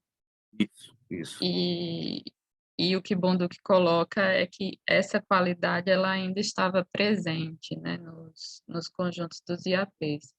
Mas acho que, da forma como a gente também tem ampliado as pesquisas sobre o BNH, por exemplo, né, indicando uma heterogeneidade, né, de soluções que também dizem respeito às categorias. Então, tem conjuntos super amplos do BNH para uma categoria de faixa mais alta, que depois vai sendo priorizada, né, média alta, e os conjuntos para as populações de menor renda que vão seguindo a planta H, as casinhas, sem respeito à relação das áreas livres.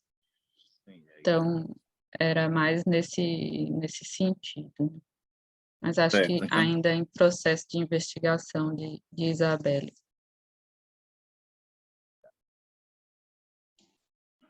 Posso responder? Por favor, Pedro. Estamos Tá certo. conversando, não é resposta. Ah, tá certo.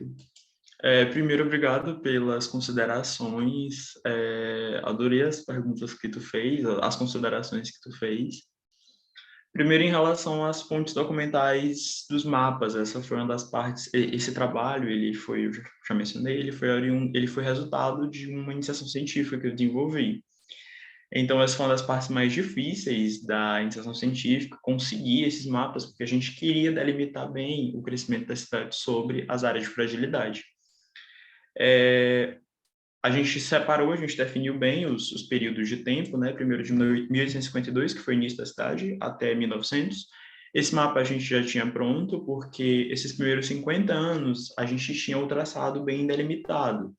E a cidade ela cresceu seguindo o plano inicial. Então, aí ele já tinha esse desenho, essa fonte da prefeitura.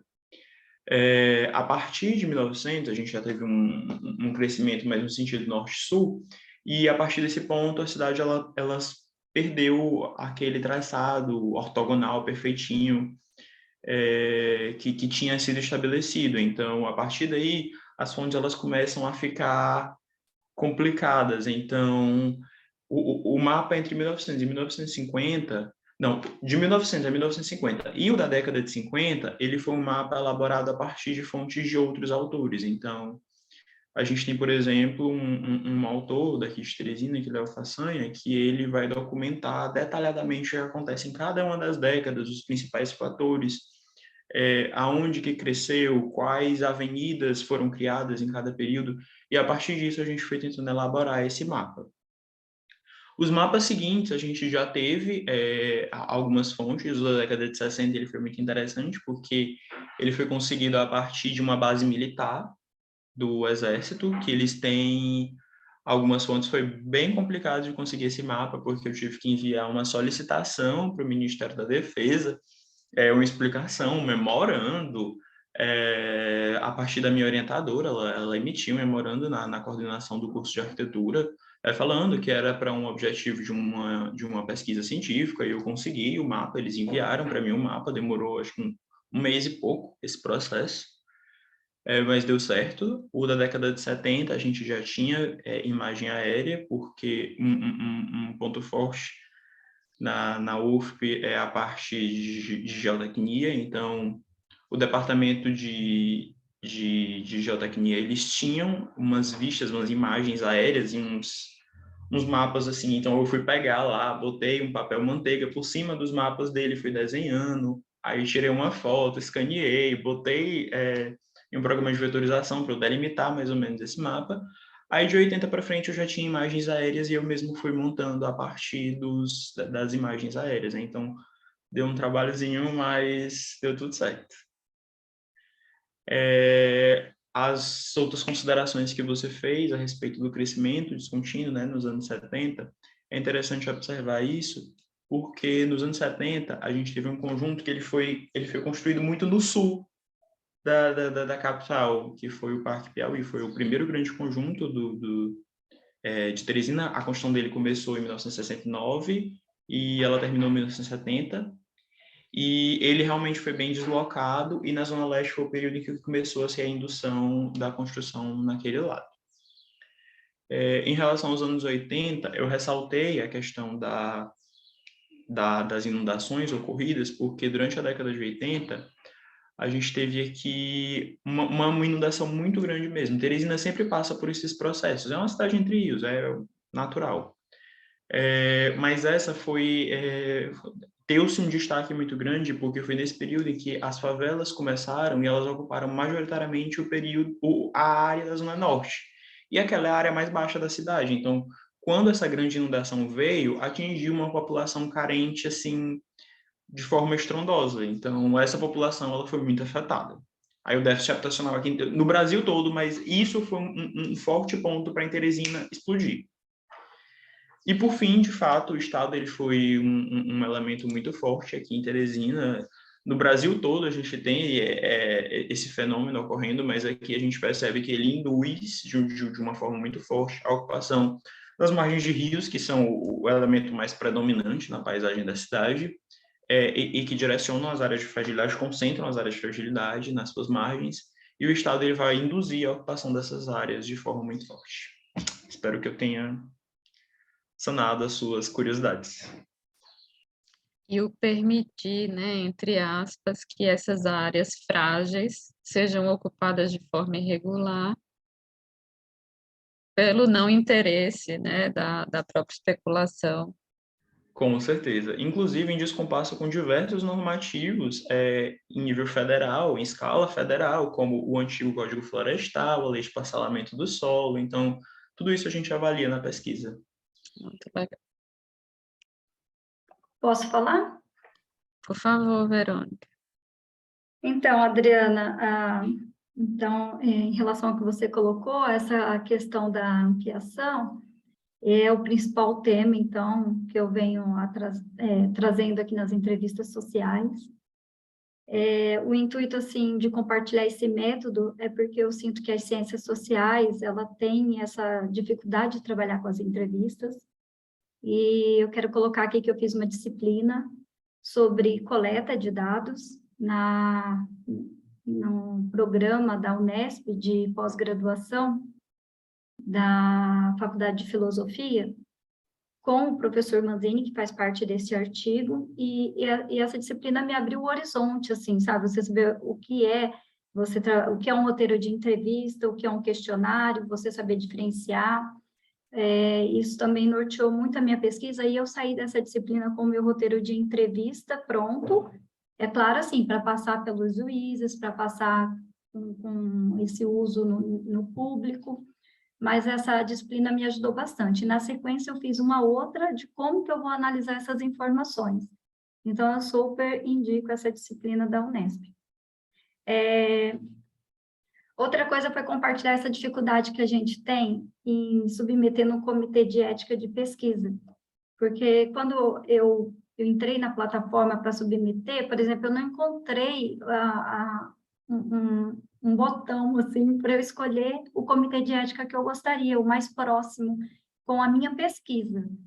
E acabou que eles enviaram para a Exalc USP, que é de agronomia, e enfim, eu acho que é por causa da distância que eles encaminharam para lá. Então, no artigo eu coloco algumas dessas situações para a gente começar a dialogar, porque eu vejo que é uma insatisfação no mundo acadêmico, essa questão do comitê de ética, tem pessoas a favor, tem pessoas contra, e eu vejo que ele é muito voltado para a área da saúde, e não, assim, para a área das ciências sociais. Eu acho que precisa rever, passar por uma reformulação, enfim, é algo para se discutir. Outra coisa é também criar o termo, né, o TCLE, esse termo de autorização dos entrevistados. No meu caso, eu garanto o sigilo dos entrevistados, eu optei por essa opção. E apesar que quando eu vou entrevistar os agentes urbanos, que eu não trato aqui, algum deles queriam que o nome aparecesse, mas eu acabei optando em omitir isso para não expor nenhuma pessoa e eles poderem falar as coisas mais abertamente para a minha pesquisa. Quanto à questão da amostragem, é bem complicado isso, porque o meu universo de pesquisa, esses 2 estudos de casos, dá mais de 8.000 unidades habitacionais. Então, eu não poderia trabalhar com a questão quantitativa, porque eu não tenho essa mão de obra para fazer, para me auxiliar. Então, eu, junto com o meu orientador, nós definimos fazer de modo qualitativo. E o qualitativo não tem amostra, que é uma outra questão que o comitê exige uma amostra. E no qualitativo não tem essa amostragem. Mas, de qualquer forma, então, eu criei esses grupos para facilitar também a minha orientação no uso do roteiro de entrevistas. Então, de acordo com o Manzini, eu sigo ele, né, no meu método, então ele fala para entrevistar no mínimo 2 pessoas nas entrevistas exploratórias, né, nesse teste. E daí, ao invés de 2, aconteceram 4. Eu coloquei 2 no máximo e 3, 2 no mínimo e 3 no máximo. Por que 3? Porque eu tenho 3 categorização de unidade habitacional. Então, eu me norteei sobre isso para definir o meu número de casas a serem entrevistadas. Só que agora que eu já fiz, por exemplo, no faixa 2, eu já concluí. Então, não aconteceu 3, que era o mínimo, e nem 6, que era o máximo. Aconteceram 8. Porque o que acontece, quando eu vou medir a casa, no início eu pensei em fazer o levantamento as-built para me saber como a pessoa ampliou a casa, ou não, né? Só que quando eu comecei a fazer isso, eu vi que as pessoas, os moradores, eles queriam uma sugestão. Na hora que você fala que é arquiteto, eles querem uma sugestão de ampliação. Então, em gratidão pela entrevista, eu comecei a fazer uma sugestão de ampliação para as pessoas que me cederam a entrevista. Só que aí, às vezes, o vizinho fica sabendo, ou alguma pessoa conhecida, e queria que eu entrevistasse também. Então, quanto mais entrevistas, melhor. Eu só não faço muitas também, porque o meu roteiro é longo, né? Tem 100 questões e acaba tendo muitas informações. Mas, no caso, o 6, que seria o máximo, que seria 2 em cada casa, 2 entrevistas em cada casa, na faixa 2, que eu já fechei as entrevistas, aconteceram 8, porque dessa questão do vizinho ou alguém querer. E quanto às ampliações, aí isso vai ficar para a tese mesmo, teve como apresentar aqui no artigo, né? Só fiz um spoiler aí dessa questão do negligenciamento, que a gente vê que o programa continuou mesmo, que não tem modificação nenhuma. Então, acabou que o fato de eu entrevistar uma pessoa fora do meu universo da pesquisa, que era o programa Minha Casa Minha Vida, e acabou demonstrando, né, confirmando essa questão que as casinhas são voltadas para o mercado e não para o usuário, que às vezes passa uma vida toda e não consegue ampliar essa casa, né? A gente vê todo esse sacrifício. E deixa eu ver aqui mais alguma coisa. É isso, eu acredito que eu tenha respondido. Tu pegou, Verônica, um recorte de 2011 até 2020, não foi? Aí eu fiquei pensando, acho que é 2016 que tem não sei se é resolução, o que que é, mas que aí as dimensões dos cômodos vão ser a partir do mobiliário mínimo, né? E Você não... até observa que entre um programa e outro tem uma diferencinha na área construída, devido a isso.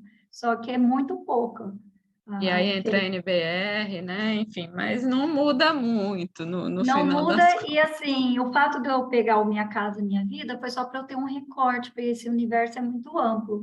Então, tanto que tem gente que fala assim, mas e, tipo, não saiu, né? Não tem mais o Minha Casa Minha Vida, talvez vai voltar agora, mas o intuito é as unidades, é a casa popular, né? O intuito, então não Uhum. faz assim muita diferença, eu só fiz um recorte para ficar mais fácil o estudo mesmo.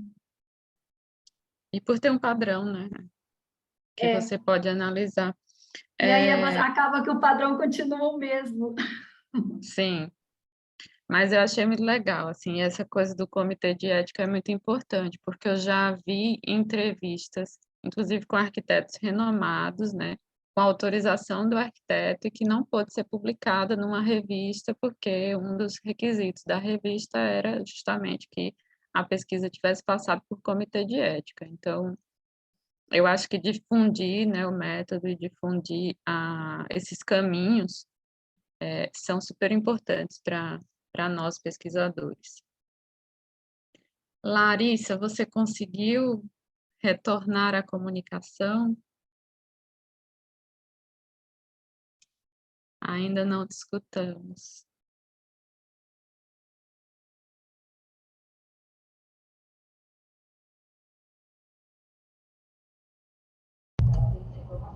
alguma coisa. Estão ouvindo? Agora sim. Deve ser algum problema de mau contato desse negócio aqui, do fone. Mas só tirei e coloquei, vamos ver se vai dar certo.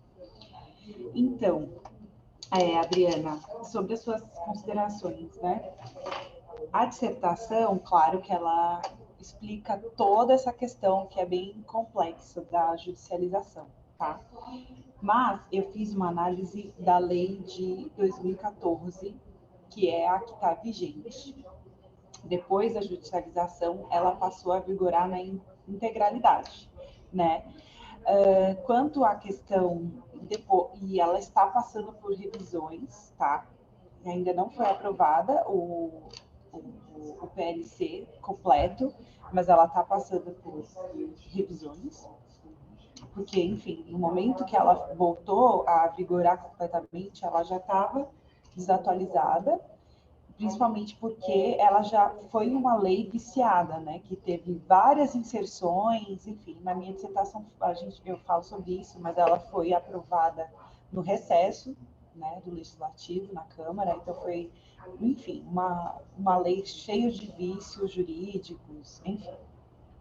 Então eu fiz uma análise dessa lei que passou a vigorar integralmente, mas na dissertação eu também falo sobre as revisões, o que cada uma delas está prevendo, inclusive muitos absurdos de ser mais permissivo ainda, né?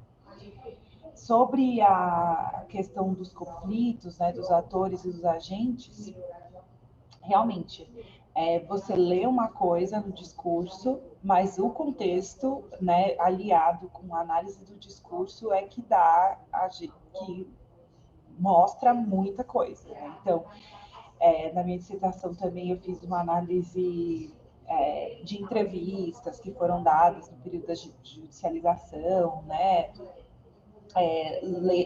Li todo o processo, todo não, mas grande parte do processo, que é gigantesco, mas você vê muitos conflitos, né? E os clássicos, né? O Sinduscom, que é o Sindicato da Construção Civil, o Sindicato das Indústrias do Estado de Santa Catarina, tendo embate com as organizações civis, né?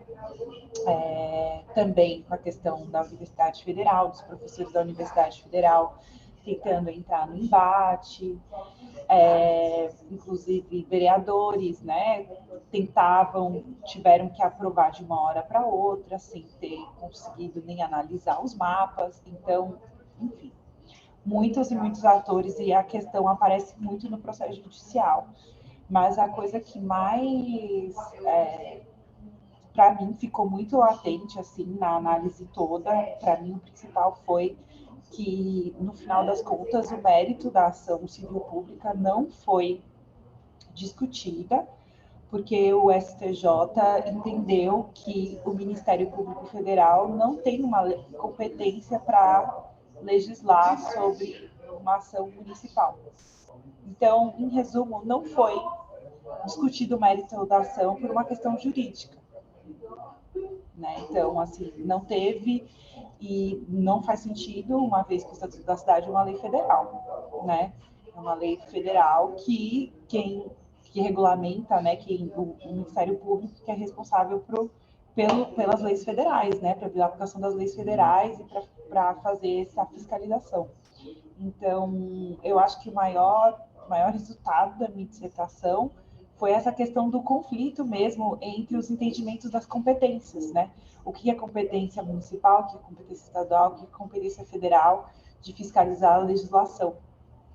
Porque atores políticos e econômicos lutando pela terra sempre vai existir, né? Mas a questão de nós termos, no caso de Florianópolis, ficou bem claro, assim, que o Ministério Público não pôde atuar como nós, urbanistas, esperamos que ele atue, né? E foi por uma questão de vício jurídico mesmo, e a ação o mérito da ação não foi julgado, porque teve uma invasão de competência pelo Ministério Público Federal.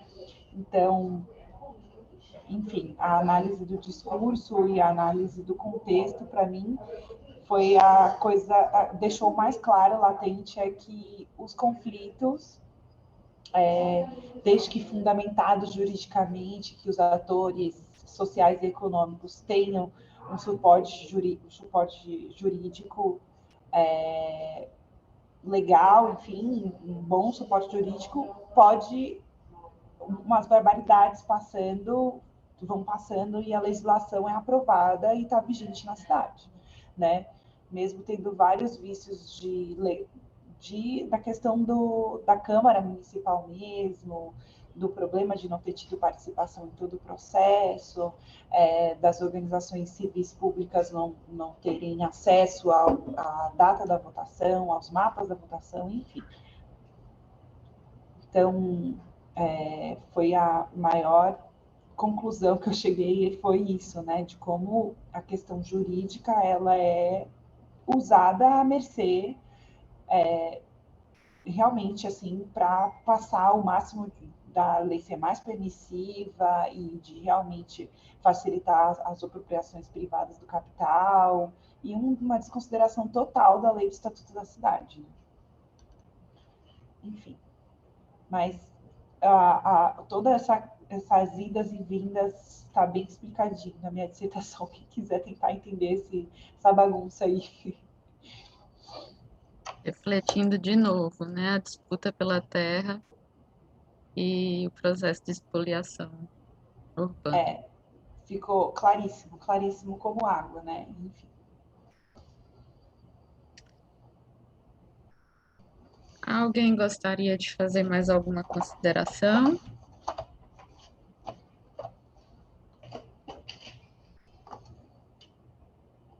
Não? Então, eu vou agradecer muitíssimo aos participantes, parabenizar pelos trabalhos. José Cleuton parabeniza Isabelle, que não pôde estar conosco. E aos que estão em andamento, né? Espero que essa discussão tenha, de alguma forma, favorecido as reflexões que vocês estão realizando nas suas pesquisas. Obrigada a todos. Obrigada. Podemos encerrar, então, Letícia. E a programação retoma tudo certinho. às 14 horas, não é isso? Obrigado e Isso mesmo. bom continuidade aí dos trabalhos. Até Obrigada, mais. gente. Parabéns, Obrigado a todos. gente. Bom dia. Parabéns. Obrigada. Tchau, tchau. Até logo.